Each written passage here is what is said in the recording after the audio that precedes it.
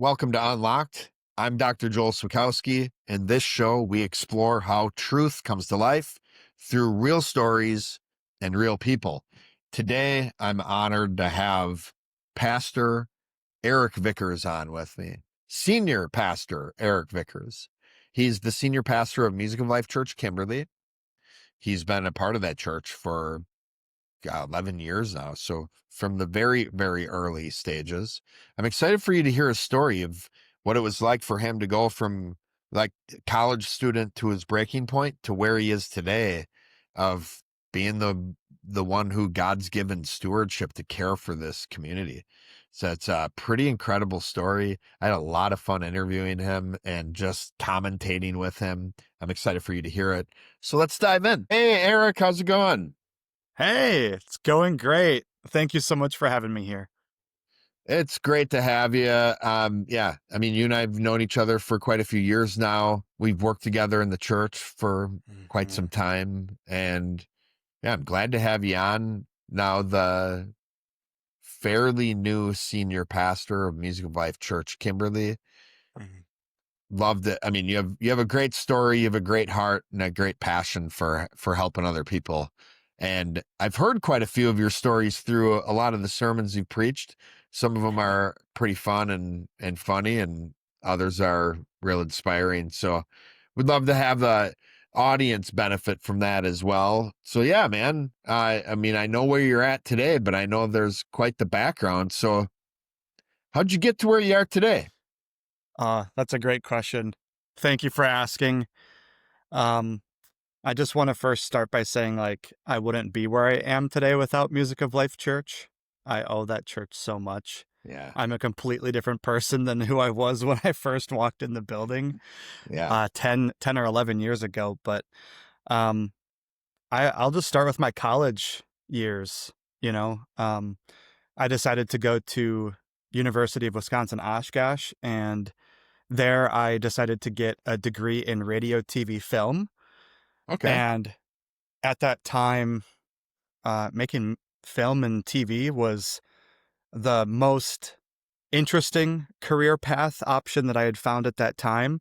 It was a blend of, it's an area where I could be really creative and artistic and those types of things, but also really technical and using technology to try to create these inspiring stories, these moving stories.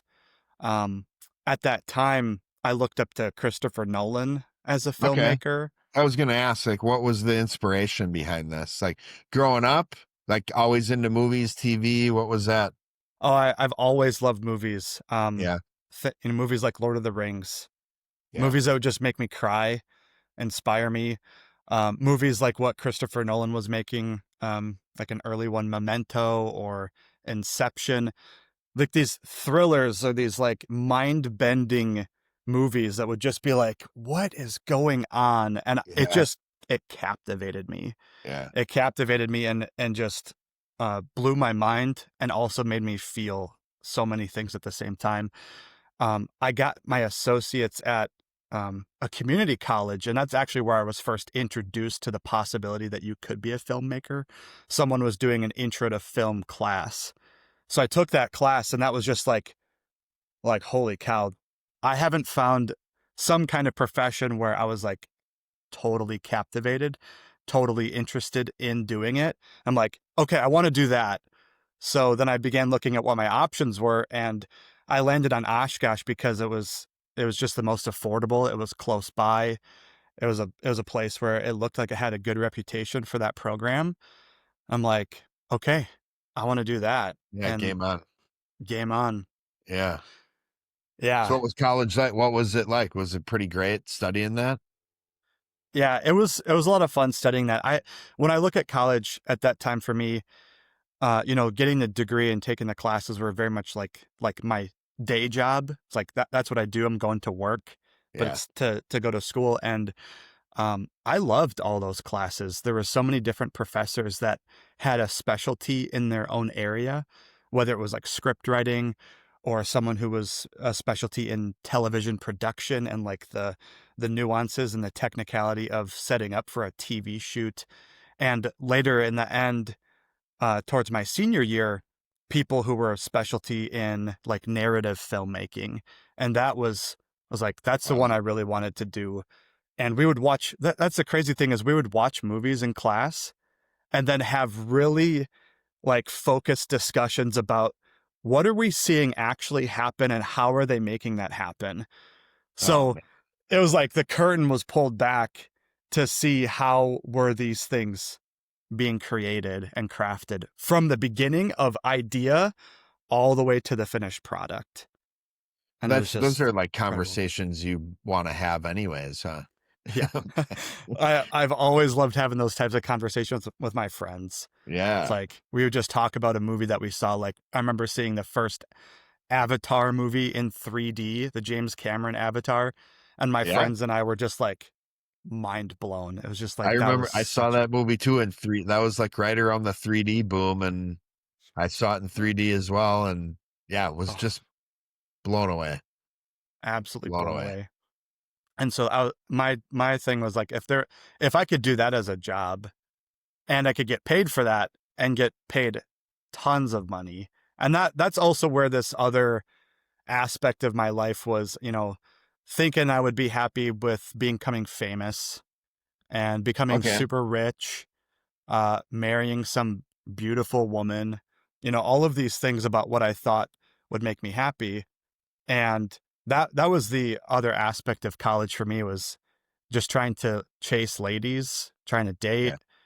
And also, there was still like the rock star mentality that I had. So I would be in my dorm room playing my guitar on my amp loudly so that the girls on the third floor of the dorm would hear me and think that I'm awesome and amazing. Like, but my friends down the hall were like, dude, could you turn it down? We're trying to study. What would be the music you'd be playing too?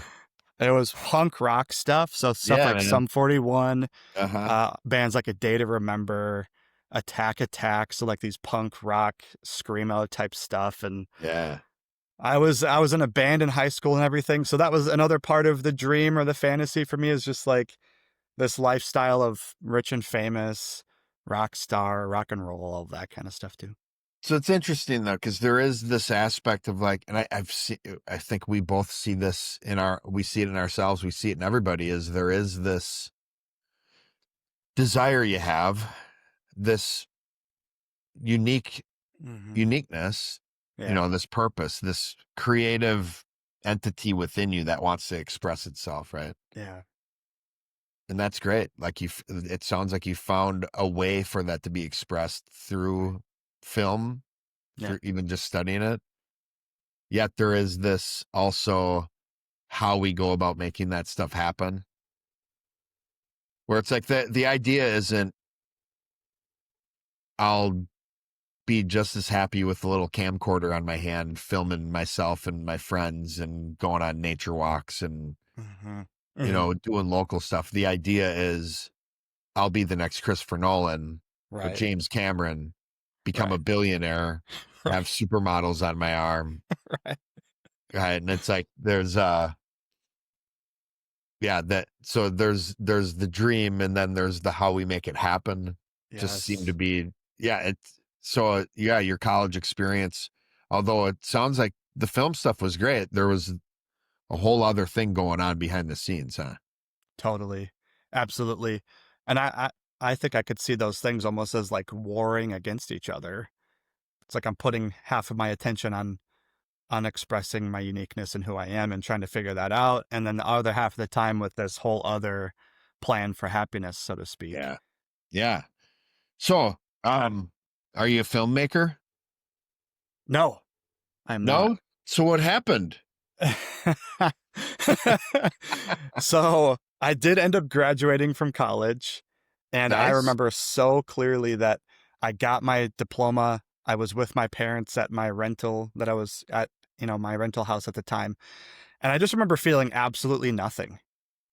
Nothing. It was like, this is the moment I've worked for years.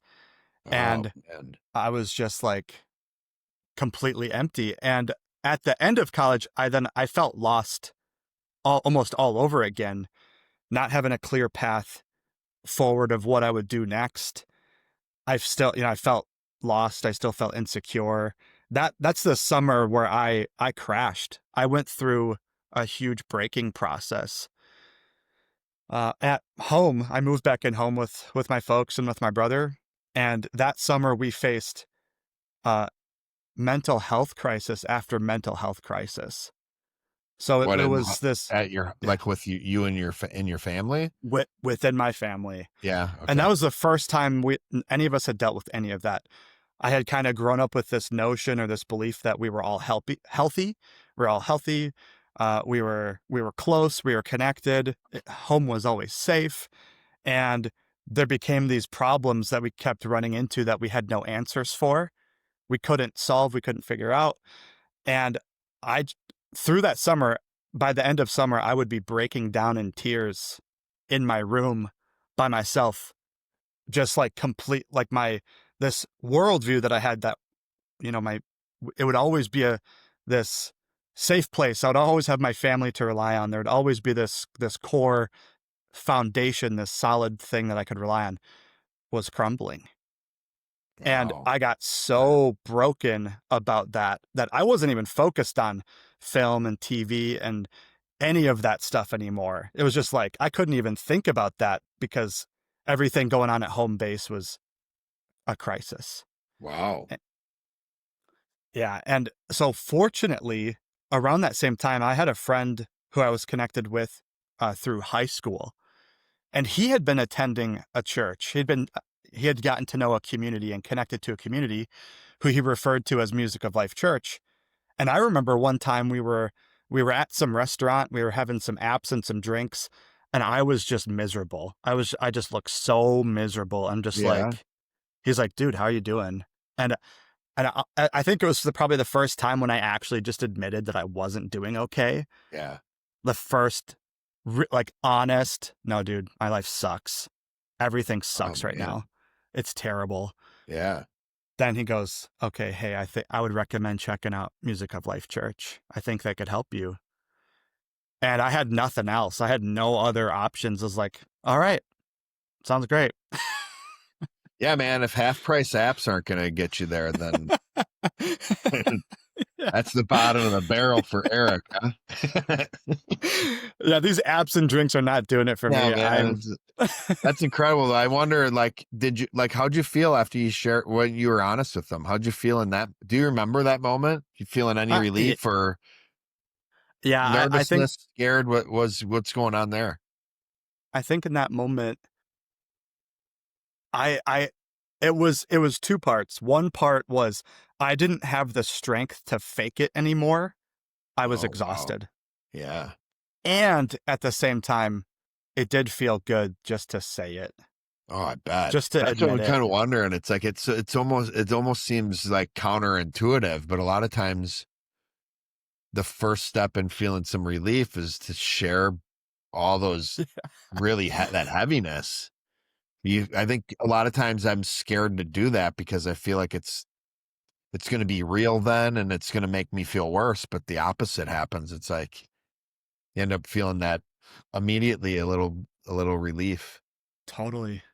It was Oh just like a moment of clarity, of reality, of like peace, just embracing the reality of the situation and like you said, feeling some sense of peace with that too. yeah. So then, I mean, we know you went to Malk, but to Music Life Church, but so how quick was so what was the process? What'd you do that? Do you remember like what it took for you to get there? Yeah, I think I might have asked some like initial questions about the church, about the service, maybe just trying to like figure out the options or like, when it's kind of like the when, where, just kind of gathering some preliminary stuff, some information.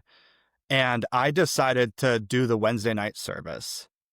That was Nice. the first introduction to Music of Life Church was Wednesday night service. There was something about the idea of going to a midweek service where there was a small group of people that were having a discussion. It felt less formal. It felt less tense. To me, it's like the barrier of entry felt a lot lower. And I feel like there was less risk. Like the idea of going to a Sunday service with a bunch of people there. and not knowing anybody was just like, that seemed like too much. I was that was too high of a bar for me at that time. I think especially with how broken I felt and just how lost and just like I'm grasping at straws here. Yeah. And Wednesday night was I remember walking in one of those first times, and it was like that small group, a little bit more relaxed, less formal. Um, I didn't feel like I was like put on the spotlight. I didn't feel like everyone's looking at me. It's like, hey, we're gonna go through a chapter in the Bible. We're gonna talk about it, and one of the you know a credit I need to give to my parents is that they did raise me in the church. And what that did for me is I've heard a lot of Bible stories. Yeah. I've heard a Okay. lot of stories. So the stories I was hearing at the Wednesday night service, these are stories I've heard before. I've Yeah. heard these stories. And then the thing that was different is that I was listening to like Pastor Wayne or yourself or Pastor Jonathan commentate on these stories, and at a deeper level that gave some answer or explanation that made it clear, that Uh-huh. helped me understand. I remember at that time with Wednesday night Bible study, I didn't know this, but I still had some like internal beef, like some internal issue with God in the Old Testament. Like Okay. I remember reading these stories as a kid being like, man, God seems like intense. He seems kind of mean. Yeah. Like just I could not grapple with that as a kid. And then understanding God is always right and always just.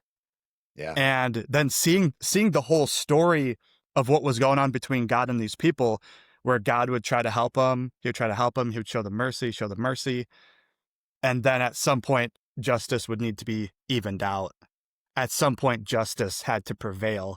And I was Yeah. like, "Oh, he's not just being like a harsh, ruler with an iron fist. Like he gave Right. a lot of mercy before this thing happened." I was Yeah. like, "Oh, that's completely different." Yeah. So you're experiencing some healing in there, mental, emotional healing and spiritual, Yeah. maybe without Yes. even intending to, just because you're getting the right interpretation behind God's word. That's incredible. Exactly. Exactly. So yeah, Wednesday nights, man. What a quite the service. Oh yeah, I love Wednesday night. I'm a Yeah. big fan of Wednesday night even now to this day because that was that was the gateway for me in. That was Yeah. my first connection here. Is like, oh my gosh, that is so powerful. That is Yeah. so valuable to have. And the stakes I don't are, know if I would have. Yeah. yeah, the Yeah. stakes are a little lower too. And yeah, like what you said, I wonder like if there wasn't a Wednesday night, what would have happened? Would you have had the courage to come to a Sunday?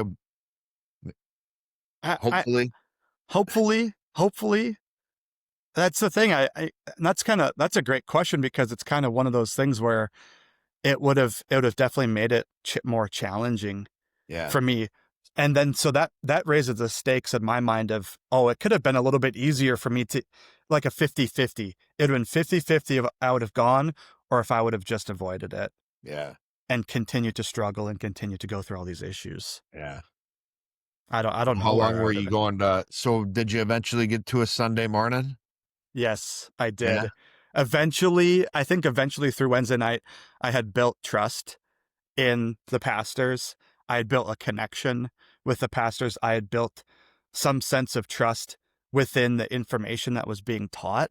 It's like these are things I could connect to and I could grasp onto. And so then, yes, I eventually came to a Sunday service. And I still remember it to this day, feeling nervous. There's that tension. There's that the bar is a little bit higher. Who knows who? I have no idea who's going to be there. I'm the new guy. Yeah. And I walk in the door, and the first person to greet me at the door was Morgan. And she Morgan. just had this smiling, happy face, like, thank Yeah. you so much for being here. Welcome. Like she introduced me and got me connected right away. And I remember feeling that like, okay, there's a bit of like I'm like safety.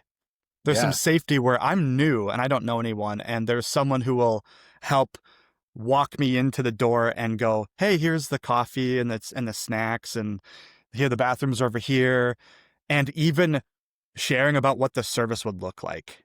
I was Oh, like, man. so well set up. And I didn't know it at the time, but it's one of those things where I think she realized, like, yeah, I don't know anything about what's going on. And I'm going to help you have some understanding or some vision for what all of this looks like so that you can relax. So I give a lot of credit to Morgan for just that initial, hey, come on in. Yeah, a lot of times the things that people who, are regular attendees or members of a church take for granted is somebody new walking into the door. Where are the bathrooms? What if I need a drink of water? Right. Where do I sit? Like, honestly, well, there's chairs all over the place. Yeah, but I don't like which one. Like, Right. like there's a lot of extra thoughts and nerves and all that stuff walking into a place. There can be. So Hmm. yeah, having somebody just kind of walk you through all that is a huge benefit. It's a huge benefit. Yeah. Well, nice, man. So what was your experience like? Oh, Like it as was, obviously you started going attending yeah. regularly. Yeah, I did. I started attending more regularly, and it was church like I've never experienced it before. I'd been to churches, growing up. I had even attended some other churches after my home church from where I grew up. And I mean, I could go on. There's so many things that was amazing. I'll just start with Pastor Wayne. He was the senior pastor at the time. Yeah. This super energetic, fun, used illustrations, Oh used yeah. props, like almost like a little bit theatrical in a sense of like, there's a lot of it. I feel like that pulled me in. Okay. His Yeah. energy pulled me in. I was like, I can't take my eyes off this guy. Yeah. I'm like, what's he going to say next? What's he going to do next? Yeah. And he's also very uh, teacher focused, like explaining information, commentating. And Yeah. again, it's like I was able to take some Bible information and understanding that I had, but get more understanding. It was like every Sunday I felt like I was getting more understanding about God, the Holy Spirit, Jesus, and it was a light bulb moments for me. Like Yeah. every week there was some like epiphany or like some revelation that I got. And then the worship was unreal. I Yeah. had never experienced worship like Jonathan, singer, guitar player, kick drum at the same time, like Yeah. a full man band. Uh-huh. Amazing though, like amazing singer, amazing rhythmically, all of this stuff. But at the same time, the worship songs were like they had so much truth Yeah, within the the worship song. lyrics, the words, the doctrine is just like, yeah, man. I had never experienced that. Unlike any songs I've ever sung before. Right. And I think looking back on it now, I think what it did is the songs were one of the ways that Music of Life Church helped me really feel more of this relationship with God. Like now this isn't just something I'm reading about in scripture. This is applying to my life. Yeah. This is applying to my life today. In this moment, I am interacting with God. Now I'm taking all of what I'm learning and starting to live this out in my, towards God in this moment. And I think that the worship is what all made all of this start to feel more real for me. And I remember one Sunday, I would feel, I feel like I would start to feel these experiences that I didn't have words for. I would, now I would call them spiritual experiences where I felt like this presence of God, like really close. And there was one Sunday service in particular where I think I had reached another breaking point where I think I was sharing with Pastor Wayne. I was holding him. I was breaking down in tears. I'm crying Yeah. because I had for the first time come to the point where I realized I couldn't do life on my own. I had tried. I had tried to use all of the strength within me to just be independent, to not need God, to do all these things by myself. And I just started crying out to God while holding on to Wayne because I couldn't hold myself up. just wailing in tears. I need you, God. I can't do this without you. And then I just lost it. I just lost it crying on Pastor Wayne's shoulder. And in that moment, feeling a sensation that I'd never felt before. It was like from the top of my head to the bottom of my feet of like this tingling, almost like electricity or this buzzing sensation. Kind of similar to like if your hand falls asleep and then you Yeah, get yeah. that rush of tingling as the blood Uh-huh. goes back into your arm for your hand. Yeah. But it was on every part of my body. Oh, wow. That was the first. Now I look at that moment like that was my first experience with God. Yeah, okay. I had never experienced before. I had been learning about the Holy Spirit, and it was like, I believed I just experienced the Holy Spirit. Respond to me, respond to my cry, respond to my Yeah. call to needing him in my life. And just, that's the thing is, I think I just went after him with all my heart. I cried out to him with all of my heart, and he was right there. And I was like, oh my gosh, what just happened? Oh, man, that's amazing. I'm getting chills right now. Yeah. And I remember some of Uh, those early days when you were coming to I remember the Wednesday nights because a lot of times the building in the winter would be so cold at night. yeah. There was some issue with the heat. We got it fixed eventually, but there were weeks and weeks and weeks, people showing up wearing winter jackets. And I always remember you having your hood on.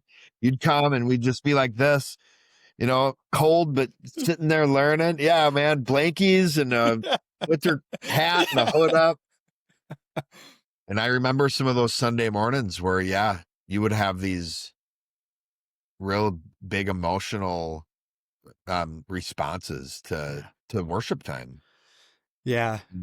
I've seen a lot of people have them. I've had some myself, but yours stood out to me. There's a couple times where you would have moments like that where it was just, you could tell, whatever you were like, there's this stuff you've been carrying with you that was breaking off of you, Yes. and really, really inspiring. And these are moments that I remember just being like, you end up seeing someone have an experience like that, and you end up having an experience yourself where it's just like, this is just amazing to be able to see how this is happening in this church with these Yeah. people. Yeah. And yeah, God was quick to respond. I love that. Hmm. Yeah. Yeah. That's another huge benefit I got through Music of Life churches. I, for the first time, had a safe place where I could just let it out. It's like the pain I had carried for years. I was finally able to let out for the first time. It felt safe enough to do it, and it was incredibly healing. And being an emotional guy too, we'd say, like, according to the motivational spiritual gifts, compassion, right? That was something you dealt with a lot growing up, was like, why do I feel so much? Do I feel more than these other guys and my other friends? Yeah. So what was that like? Did you like what? Because I know that was something you dealt with. Yeah. And was that part of the experience you had at Music Life Church? Like feeling like finally in a place of like being able to express that and it not be something wrong with you? Yes. That's a great point, because what I had learned in my whole life, my whole upbringing, was I was too sensitive. I was too emotional. You're to the borderline where you're just weak. Oh, You're yeah. like sissy. People would say sissy or Yeah. call me names. And that's what I had learned throughout my whole life, is just there's something wrong with me and I need to toughen up. I need to get rid of that part of me and just be tough and uncaring and just take what I want and just do what I want and be more assertive or whatever it was. And at Music of Life Church, that's eventually where I got introduced to the restoration program. Okay. And I remember having a meeting with Jonathan. He's like, hey, what do you think about restoration? Like, he introduced that program to me. And I was like, okay, let's go. Let's do it. Everything up to this point has been helping me at some point that I didn't consciously have words for him. So like, okay, let's do that. And restoration, it gave me words for who I was as a compassion teacher. It gave me specific words. And that's another epiphany in my life where it was just absolutely mind blowing because now I had the answer for everything. Yeah. Every experience I've ever had, every choice that I've ever made or didn't make came back to compassion teacher. Either it was coming out the right way or it was coming out, in the wrong way or in the way that was like the misuse of that. Right. And it was just, oh my gosh.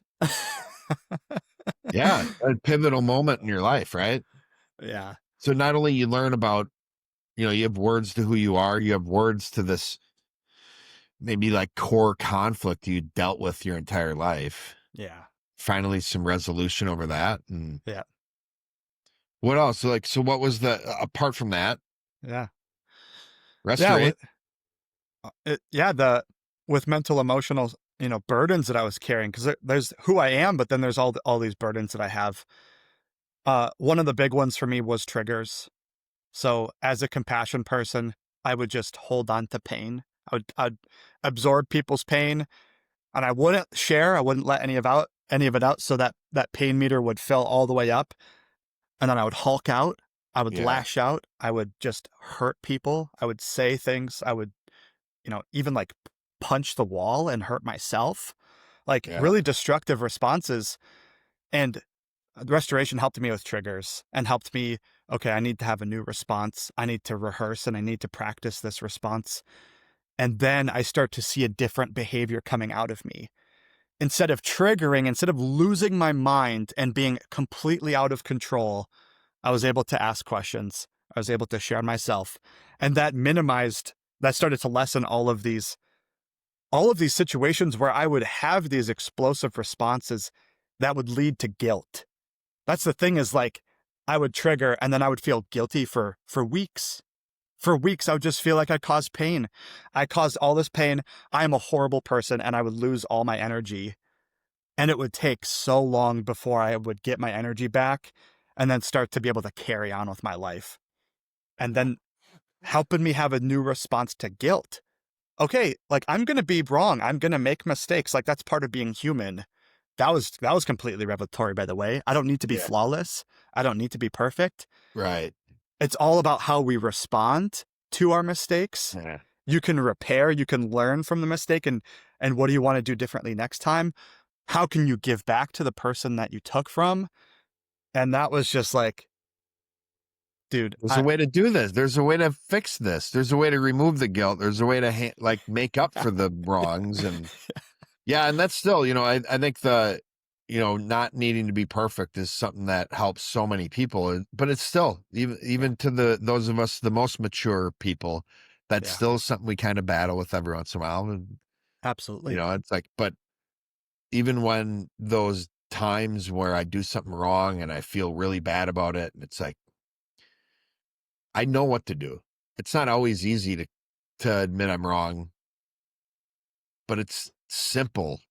Yes. No, I have this step and it's something I have control over. It's something I can do on purpose. Yes.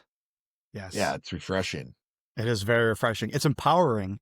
Yeah, It yeah, gives you something you can do about this. yeah. It gives you some sense of control back. There is something I can do. I'm not hopeless. I'm not, there's a way to fix it and repair, like you said. Yeah. Yeah.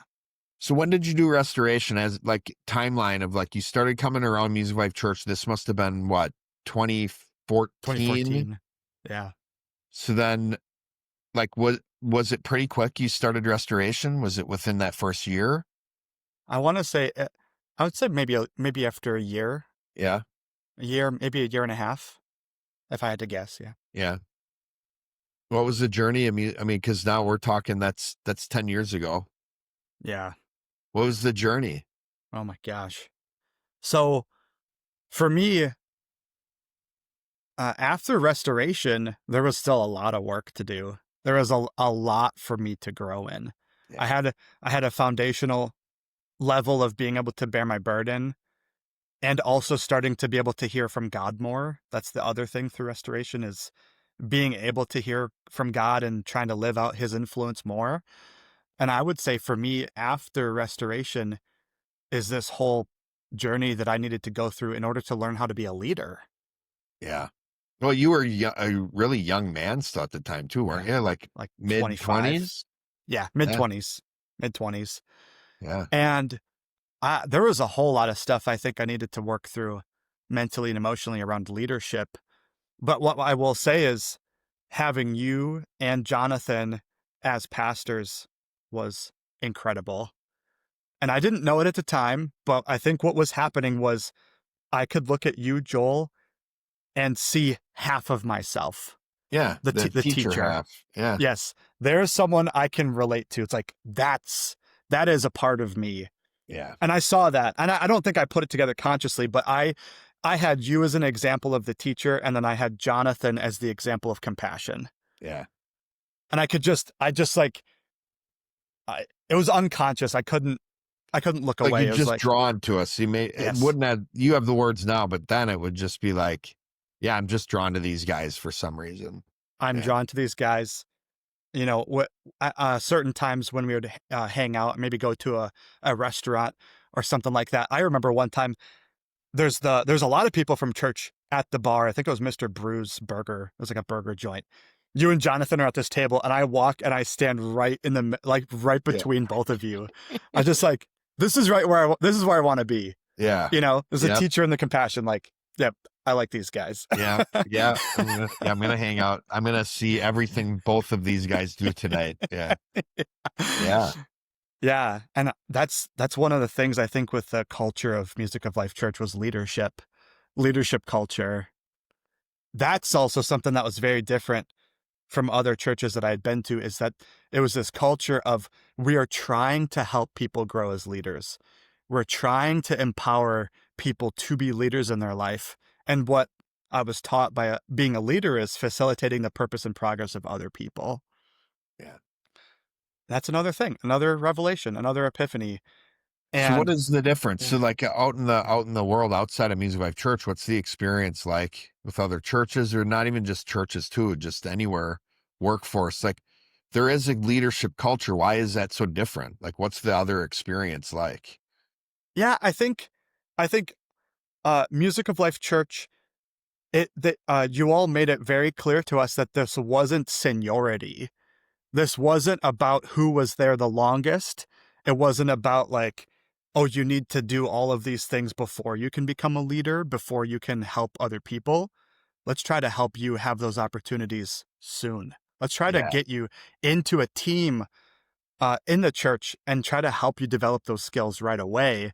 Yeah. Versus in other areas, it's like you have to, like, if you're working in a business or a company, you might have to work for decades before you become a manager, Right. before you become the leader. And you're surely not ushered into the door with the encouragement to, it's up to you if you want to be a leader. Let me Right. know how you want to lead. It's Right.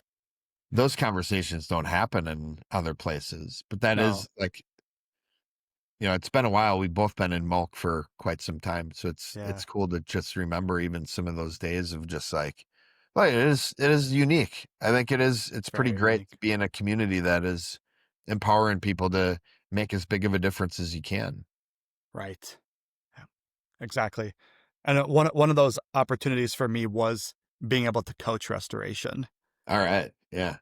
It's like that. And I remember coaching restoration. I think that's where I felt super connected to the mission. Yeah. I'm like, now I'm doing something to contribute towards this mission. Yeah. And I love teaching. I love bearing people's pain. I think having the opportunity to now share with others what I had learned was also really good for my soul. It's like, Yeah. okay, I can give back. Like I can give what I've been given to other people. And that again was another epiphany where I feel so fulfilled by trying to help other people, Yeah. because society and the culture has taught me you need to work so that you get ahead, like get yourself ahead, do all these things for you. Who cares about anyone else? Get yourself all these things and get happy by facilitating yourself. And now it was an opposite moment. Oh, now I'm actually more fulfilled loving other people. Yeah. It's another one of those counterintuitive things where you think, because even going back to your description of college, a lot of it was like need to go and and even just your kind of like crisis of identity of Yeah, feeling I'm this sensitive emotional guy, but I'm being told no, you need to toughen up and go and take what you're owed. exactly. And now you're seeing in music like church, that's a whole other like, wow, what I'm really learning here is I feel the more I'm in a place where I can help others, the more fulfilled I feel. And I'm starting to receive those things I want as an effect and not as a cause of me grabbing them. Exactly. So you were a Exactly. resto coach, and so like that. How long did you do that? Oh man. I want to say um it was years. I think it was Here, years. like, are you Yeah. still you're still I doing it? Right? oh Kinda. I'm kind yeah, that's true. In different ways. Yeah. I am still a coach that can be pulled on. You know, Yeah. if there's a need, I'll still do it. It's so fun. I love Yeah. coaching. Yeah. That's the same for me. I'm actually in the middle of still coaching one person right now. So like I know once you step into being a pastor, it's like it's tough to just the resto coaches get busy Yeah, they do. and Yeah. but there are the special cases where it's like, yeah, we get pulled in every once in a while, and that's still a blast, man. Yeah. Yeah. Yeah, it is. The Yeah. restoration process is so fun. Plus, it is as a teacher, it's great because we get to teach, but it's also one of those things where it's like, man, every time I remember, I say this so often. I say this so often. I'll put it in a question to you. Do you use the principles of restoration more or less now More. than you did? More. Right. And that's kind of that's this other thing where it's like that kind of goes to show how powerful and how foundational these doctrine and principles are in the restoration processes. They're not things you learn once, jump over a hurdle, and don't have to deal with them anymore. They're things that change your life for the better the more you do it. And that's one of the things you love, especially the restoration coaches at Music Life Church who really enjoy being a coach. Is one of the things they'll often say is every time I get better every time I bring someone else through restoration because I'm going through it again myself. And that's just such another way of just not only giving back, like you're saying, but to continue to refine ourselves and examine ourselves and continue to grow and also have integrity, right? I'm constantly in a state of making sure I'm still practicing the things that I'm preaching. Exactly. So it's such a benefit for all that as well. But where'd resto coaching ultimately take you though? Yeah, so and I love what you just said where teaching the information and helping people with the information, it helps you and, as an effect. Yeah. Because what that did is as I got more of these leadership opportunities and grew in these areas in myself, it actually gave me the confidence to be able to step into other leadership opportunities. Yeah. So that's the thing is like at the time I had struggled with responsibility, feeling like I couldn't handle great responsibility. I couldn't handle because I might die if I find out I'm wrong. I might die. So we gotta repair that, right? Like repairing how you Right. respond to being wrong. Like all of these different little things added up to the point where I'm like, I was talking with my friend Andrew, and he gives me the idea. Why not pastor? Why not try to become a pastor and learn how to do that? I think you'd do good at it. Yeah. And of course, there's the fear again, right? There's that tension, like, oh boy, oh. But again, Music of Life Church being a culture of leadership, of surrounding people to try to help them grow. I was like, I shared that at I was at a New Year's, like a New Year's party. Shared that as my goal, and then you and Jonathan quickly surrounded me to try to support me on that journey of growing as a pastor. So Jonathan trained me as an associate pastor. I feel so grateful being able to learn from someone like Jonathan who has a pastor's heart, who Yeah. was, he just was in the weeds, in the thick of it with all of us. And I just tried to learn as much as I could from him. And I don't think I could have grown without having someone to help mentor me and develop me into a pastor. And then I became an associate pastor. I think it might have been actually during lockdown when I was promoted as an Yeah. associate. So that what's really great about this is the timing of all this is incredible because this kind of coincides with the story Jonathan's telling on Unlocked right now too. And Mm, we're at the part of the story where he has like Music Life Church Appleton has started. So when I was senior pastor for, from like 2016 through 2020, it was me senior pastor and him associate pastor. Where right. now what we try to do with our different churches is you have a senior pastor and two associates. And that's how we started. Wayne was the pastor and me and Jonathan were Wayne's associates. But Mhm. we went 4 years or so with just Jonathan being the associate and Morgan bearing the burden of a lot of the what now a pastor would be doing too. Yeah. But the timing of you coming in, really, I'm looking at this and it's like, with the birth of Music Life Church Appleton, you coming in when you did, you have a big share in Jonathan being able to move on Mm, because you filled the gap that he would have left behind and would have made things a lot more stressful for the Music Life Church Kimberly right. folks, including myself. Yeah. So yeah, I remember that. And again, it's also, another, I love this idea of like Jonathan and I talked a lot about the difference between quality over quantity. And one of the ways that we saw a quantitative boom is through the pandemic. All of a sudden we multiplied. Yeah. We birthed a church, we really birthed two churches Yeah. out of one. Right. And instead of faltering, we thrived and you were so that on a larger scale, you can see that, but on a smaller scale, you can see in your own individual life, the role you played in that as well.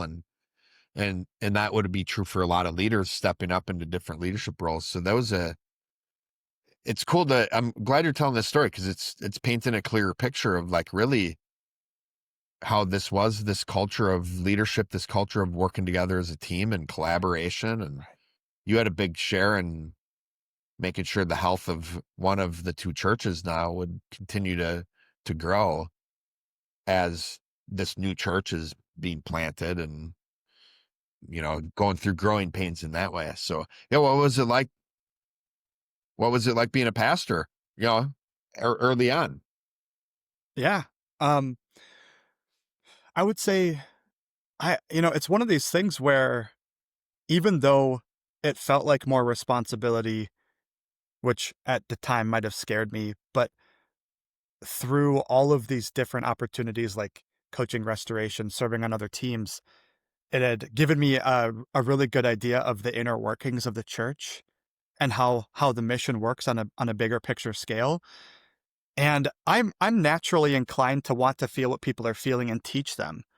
So Yeah. what it did, it brought me more opportunities for me to live that out, Yeah. which was just like, oh, well, I like this. Yeah. I like and I enjoy these conversations of someone coming to me where I'm like, I'm struggling with this or I'm dealing with this. I think God is telling me to do this. What do you think? Getting to teach, commentate, share from my own story, from my own experience. Now feeling qualified to be able to share these things because I had to work through those things. Yeah. That's what helped me feel qualified was leaders helping me do this in my own life. Now I could share with other people and try to help facilitate them in their growth as well. And at that point in my journey, I had settled on the words of wanting to facilitate the journeys of self-discovery. Oh So in yeah. these interactions with people, that's all I'm trying to do. I'm trying to facilitate their journey of growth, of self-discovery in their own life. And so being an associate pastor was an incredible experience for me growing as a leader. It's like, can you show up every week and just focus on being about people for the service? You know, every week, day in, day out. But the thing is I didn't do it alone. Having people that were helping me and investing into me, like yourself, Jonathan, my friend Andrew, other people in the community, like associate pastor Ryan, Yeah. other. I never did it alone, and that I think that all contributed in ways that I couldn't I couldn't name at present. But yeah, Yeah, I see that. And, I know where you're at today. I mean, even my last couple of years as senior pastor, like I can still see like things were like we were such a tight knit group and yeah, a really great team, yeah, really built with some excellent leaders. But I can see just in the last 5 years, man, how much more we grew in that area, especially I'd say over the last couple of years. Going from, because there's a lot, I think part of this is my own fault. Me and Jonathan did things for so many years, just him and I and Morgan, that when we all of a sudden start introducing you and Ryan and Heather and then Jonathan introducing like Simon and Patty into the fold, but by the time you guys come aboard, I feel like I'm at a pretty confident level as far as I know how to be a senior pastor. I know how this church runs, but there was still a lot of work that I needed to do to work better as a team Mhm. and to not just be calling the shots without collaborating with you guys. Mhm. And that's what I saw a big change over the last couple of years in particular was like barely doing anything without consulting. Like one of us, it would be like me, you, Ryan, and Heather. Mhm. Like every decision we'd make, Mhm. if it had to do with the church, and especially if it was some new direction or some new idea, we're always talking to each other about it. And that really just fostered this environment where really creative, really safe. Yes. We can take on the world because we aren't alone, like you said. We can do anything and we'll do it the right way. Yeah. So yeah, I'd love to hear it. So we still have some time. I'd love to hear just like from associate pastor to where you are today. And man, I know even just the last couple of years has been quite the journey for you. Yeah, absolutely. Um, One of the things I think was really pivotal for my transition between associate pastor towards senior pastor was going through ordination, Oh the yeah. ordination ceremony, which Yeah. you emceed and you Uh-huh. set up me, Rob, Ryan, and Patty. Oh my gosh, dude. Yeah. So what that did for me was, there was this um I guess I would call it like what my homework assignment was to take all these doctrines that I had learned and find verses within the Bible that show these doctrines. And what that did for me was it just built my faith in my ability to go, I can teach this, I can share this, and I can support it in scripture. Like it's not just some wacky hocus pocus idea. It's supported right here in scripture. Right. And so going through that whole process up and through the ceremony where there was like the 2 hour interrogation, it was called. Yeah. You had to ask us questions about to define this concept, this doctrine, support it with scripture. I think what that did is it made me feel like if I sometimes I get scared of the idea of getting into a debate with another Christian or another believer. Right. Can I support my beliefs? Can I communicate this well? Ordination helped me feel like I could do that. Like I would be able to have a conversation with someone, hear With their it. beliefs with anyone, Yeah. with anyone. I Yeah. could hear their beliefs, I could help them feel safe, and then I could communicate my beliefs in a non-contradictory fashion. Yeah.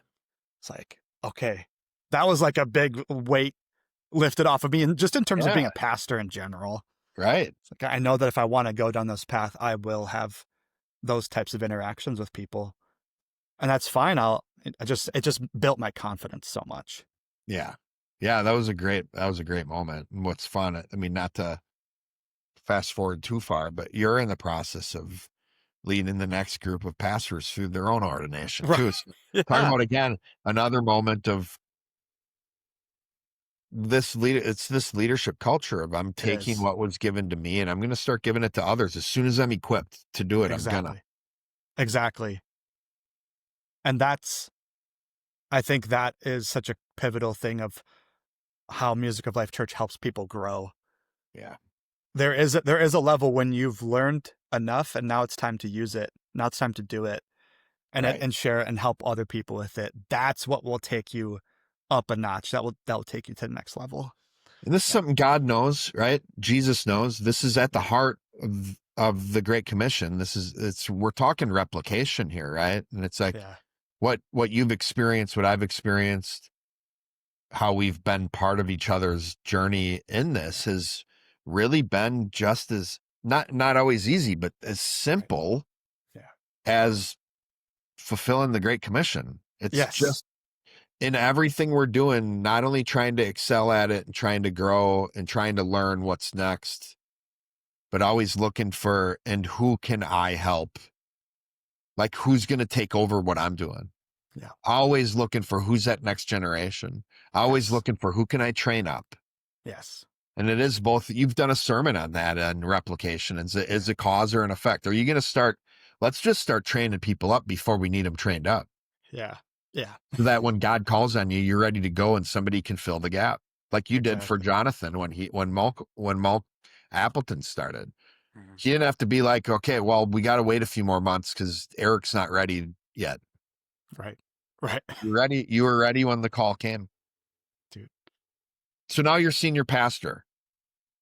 It's been couple few months now. Yeah. Back started in June of 2025. June 2025. Yeah. What has it been like being the senior pastor at Music Life Church Kimberly? It's been incredible Yeah. because for me, I feel like it's a role. For my experience has been it's a role that's even more in line with the gifts that God gave me, the and what He intended those gifts to be used for. I have felt an even deeper sense of fulfillment in this role. Again, it's that counterintuitive perspective where it's like I used to believe having more responsibility would be something to avoid. Like I can't Yeah. handle that. But to being like, as I apply my gifts in these opportunities, I feel more fulfilled. I feel more happy to the point where I'm writing these sermons and I'm loving it. And it kind of goes back to the filmmaking thing, like creating a story, Oh, a story yeah. that can empower or inspire. It can change someone's life. It could help them have this epiphany and have this emotional experience. And I'm writing this sermon and I'm loving it. And it was 3 weeks ago when I was writing a sermon and God showed me that thing that you wanted to do through movies you're doing right now. Ah, And I just started crying, dude. tears on the keyboard. Yeah. That's And incredible. it just was like, I felt so grateful. I do feel so grateful to God and to Music of Life Church. It's so full circle for me. This is the thing that I have wanted to do for years.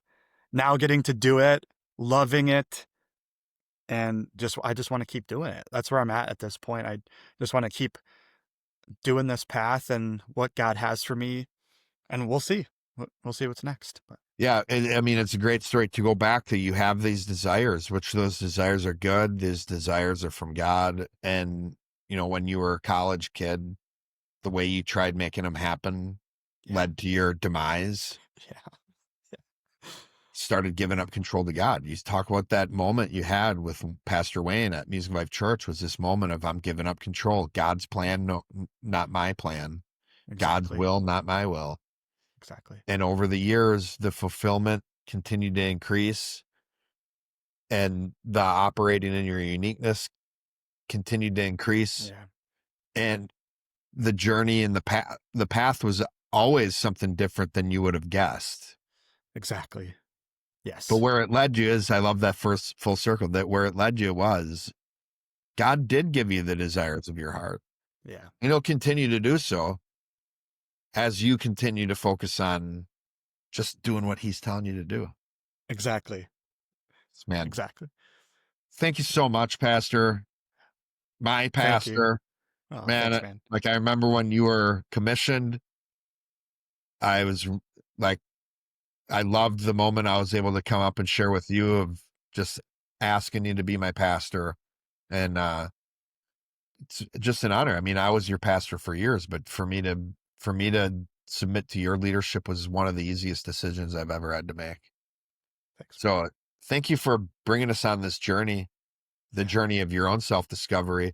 Yeah. I imagine it's going to help everybody who listens, whether they have their own epiphanies or even just a simple inspiration. So thank you for being vulnerable today. I'm going to definitely watch you. I mean, this is your second time on. So gonna have to, we'll see, maybe third time's a charm, and we'll keep going. If we keep walking the path God has before us, we're gonna Yeah. keep having stories to tell. So Exactly. uh, keep your eyes on your email, and maybe I'll have you on again soon. Dude, thank you so much. I love you, bro. I haven't told you this, but you have changed my life. Your Oh, leadership in my life has changed my life. God, through you, has set me on a path that I love, I'm excited about. I owe you so much. You have been such a big leader in my life. Dude, I am jacked. I'm jacked for both of our next seasons, both of our next chapters. Yeah, and I agree wholeheartedly. Let's just keep doing the thing God has for us, and sky's the limit, baby. yeah. Oh man, thank you. That means so much to hear. Thank you so much. I believe you too, and I owe you. The last couple of years that we've grown so much as a church, a lot of that journey, I can see yours and my relationship and working together was a big part of that. So Yes. I wouldn't be where I am today without your help either. And yeah, I owe you as well. So yeah, man. Yeah. Have a great day. We'll talk Thank soon. you. Okay. Sounds great. You too. Thank you. Thank you. Bye bye. Bye bye. Hey, Pastor Eric, right? What a man. Very sweet, very strong. I love the epiphany that he came to, and one of the ways Music Life Church was able to help him is understanding that this compassionate heart he has is actually a strength. It's the strongest of the gifts because it bears the pain of others. And it's actually the gift that Jesus was operating in when he was on the cross. Is there a stronger moment in the history of mankind than Jesus dying for the sins of humanity, bearing the pain of the world? Pretty strong. And Pastor Eric is an example of that. One of the things he talked about early on was this mental health crisis he had, after college before he started coming to Music Life Church. And it just reminded me of something I wanted to explain a little bit is simply the definition of mental health. A lot of times people have a really hard time defining it. And people want to define, even in the mental health fields, want to define mental health as something like if I have a good mental health, it means I don't have any mental health issues. I don't have anxiety. I don't have depression. I don't have et cetera, et cetera. But if that's the case, then honestly, no one's going to have good mental health because we all have moments of that, of all those things. The the truth behind mental health, the non-contradictory definition, would be the ability to repair your thought process. So again, health, I think of the word health and I think of repair. I think of life. And the God's definition, the doctrine of life, it really comes down to the ability to repair. C.S. Lewis even defined it as such in Mere Christianity. He taught how the difference between a live body and a dead body is a live body, when injured to some extent, will repair itself. A dead body doesn't. We take that definition of life, the ability to repair, and we apply it spiritually, mentally, emotionally, as well as physically. And we understand God's doctrine of life and how it's this ability to repair. It's this ability to grow. It's something that we can always be more generative and grow in. It's not a static place of just existence. So that's really what it comes down to with mental health as well. It is this ability to repair our thought process. So that means if I do have moments of anxiety, of depression, etc., do I know how to handle those? Do I know the right way to respond to those moments? Where, Pastor Eric did a really great job of giving an example of that is when his friend asked him how he's doing. He finally had this moment of being honest, of sharing. That's one of the great ways and great responses to these mental health issues we have is, are we talking to someone else about what we're thinking and feeling and being real about those things?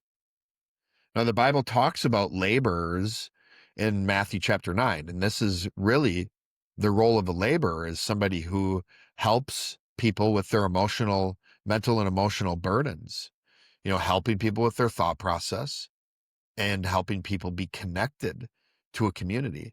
And that's why Jesus talked about these sheep being distressed and scattered. It really, the ones he felt compassion for were those who were downtrodden in their mental health and those who were disconnected emotionally from their community. So the church is meant to be providing this benefit of mental health, of emotional health to one another. Another thing I really just wanted to hit, Pastor Eric had such a great experience of refuge when coming into Music Life Church, just a safe place. And his story of Morgan kind of guiding him through what the service would look like was incredible. And this is really important for my own story because I've had a history of being a lot more assertive and direct and even crossing the line of being brash and maybe uncaring at times with my teaching and in my instructing others. And the big turning point for me in growing into being more caring and cherishing and safe with people was this epiphany I had of like, well, wait a minute, I want people to treat me that way. Like I think I deceived myself at times into thinking, well, if you can't handle me teaching you, then you just must not be excellent enough. And that's your own fault.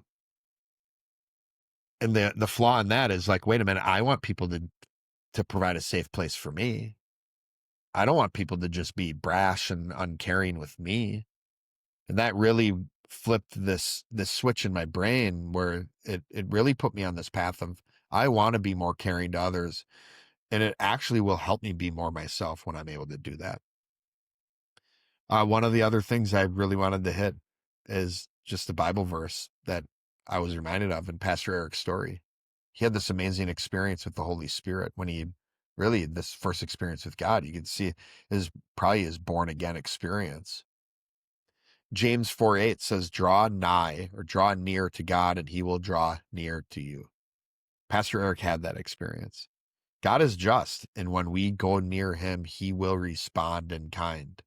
And that was what Pastor Eric did. He went towards God, giving up control to God, being vulnerable with God, being truthful with God, being open with God. And God responded in a way that was just incredible and epic and loving and caring and powerful. Now I want to end this little doctrine section here with covering 3 types of pastors.